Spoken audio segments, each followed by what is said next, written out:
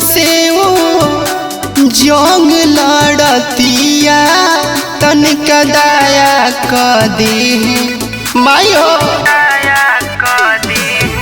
जिंदगी मौत से वो जंग लड़तिया तनिका दया क दे कि जनुआ भरती बिया माई जिंदगी नया क दे कि जनुआ भरती बिया माई जिंदगी नया क दे।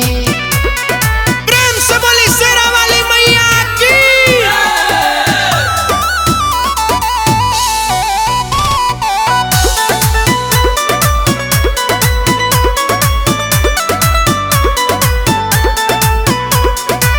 हमरे खातिर से अपन कटलस ब्लेड से खून से रंगाइल देखनी उठल जब बेड से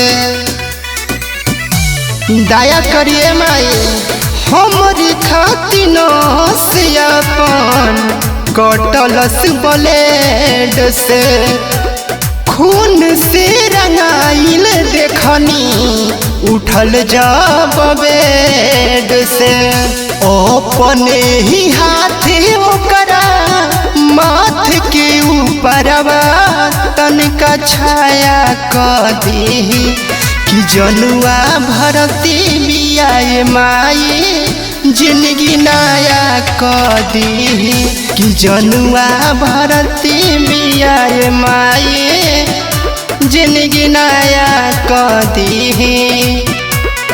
प्रेम से बोली बखोरापुर वाली माई की।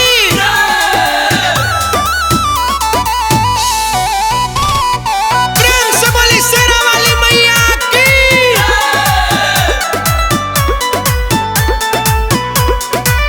कि जनुआ न रही तो हम न रह पाए कृपा कर माई ना तो हम मर जाए